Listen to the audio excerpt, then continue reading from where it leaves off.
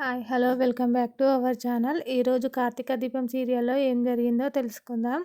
కొంప ముంచిన గంగాధర్, పారు, జ్యోత్స్నలకైతే super chance. ఏంటి ఆ సూపర్ ఛాన్స్ అనేది సీరియల్‌లో చూసి తెలుసుకుందాం. సూపర్ ఛాన్స్ ఏంటో ఇంకా నేను చెప్తాను, మీరు వినండి. కార్తీక్, దీపలైతే మళ్ళీ ఏకమైపోతారు. మరొక వైపు శ్రీధర్‌కి నిజం శ్రీధర్‌కి తప్ప నిజం మరి ఇంకెవ్వరికీ తెలవది కావేరి డబ్బిచ్చిందన్న సంగతి.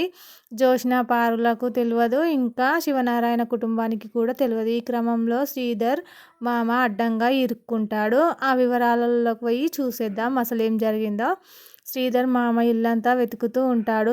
స్టాంపు పేపర్స్ ఎక్కడా పెట్టిందా అని.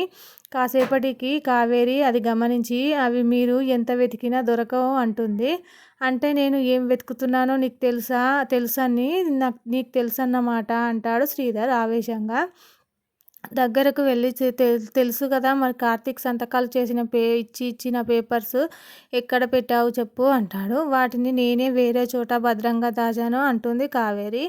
అవునా, డబ్బులేం రావు నువ్వు ఆశలు పెట్టుకుంటున్నట్లుగా అని చిన్నమ్మ అన్నందుకు పొంగిపోతున్నావా, ఆప్యాయంగా పలకరించినందుకు పొంగిపోతున్నావా అని అంటాడు కావేరిని శ్రీధర్.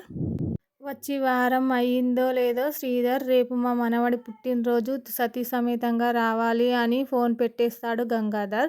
ఇక శ్రీధర్ కావేరితో రేపు మనం బర్త్డే పార్టీకి వెళ్ళాలి అని సతీ సమేతంగా రమ్మన్నాడు నా స్నేహితుడు అని కావేరికి చెప్తాడు శ్రీధర్.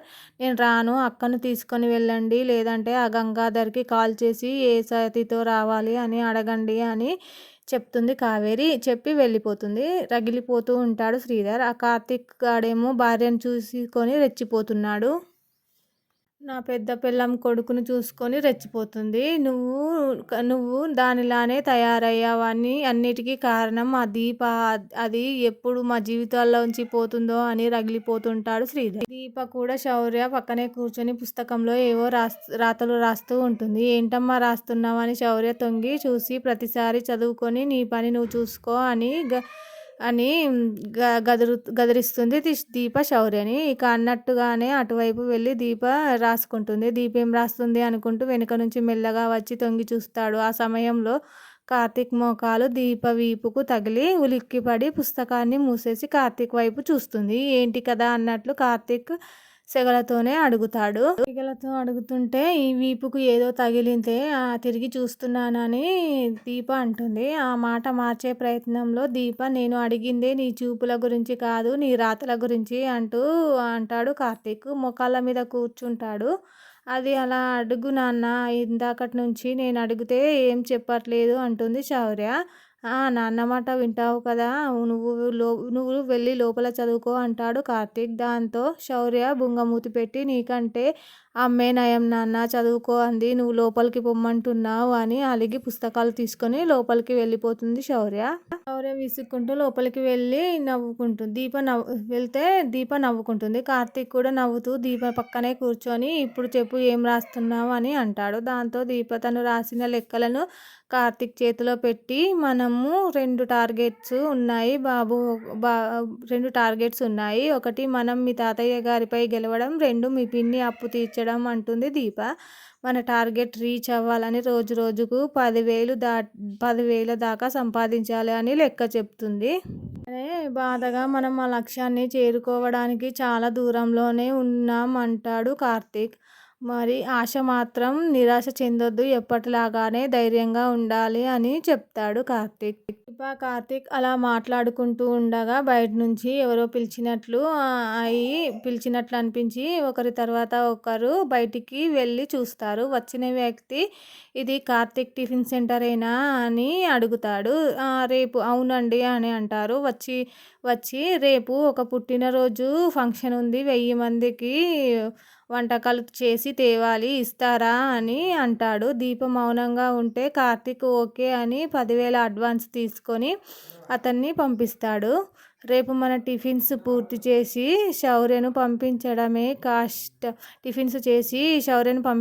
కష్టం, అంతమందికి వంట ఎలా చేస్తాం బాబు అంటుంది దీప. దాంతో అనసూయ, కాంచన, కార్తీక్ మేము కూడా ఉంటాం అని కాంచన అనసూయ అంటారు. కార్తీక్ ఓకే అని 10,000 అడ్వాన్స్ తీసుకొని ఆయననైతే పంపిస్తాడు. మేము కూడా ఉంటామని కాంచన, కార్తీక్, అనసూయ మేము కూడా సహాయం చేస్తామని దీపను ఒప్పిస్తారు. ఇక మరునాడు భోజనాల సమయానికి దీప, కార్తీక్ మొత్తం వంటలు చేసి ఆటోలో వెనక్కి కూర్చోబెట్టుకొని బయలుదేరుతారు.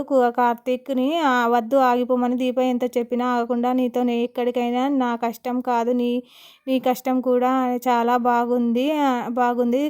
రేపు మనం ఇలా డబ్బు సంపాదించుకోవాలనుకుంటే కొనుక్కునే ఆటో ఇలాంటి ఆనందాలు రావు కదా అంటాడు ప్రేమగా. పుట్టినరోజు వేడుకకు వెళ్తారు. అదే ఫంక్షన్లో శ్రీధర్ ఉంటాడు. ఆ విషయం కార్తీక్, దీపలకు తెలియదు. మరోవైపు జ్యోత్స్న, పారులు కూడా అక్కడే ఉంటారు.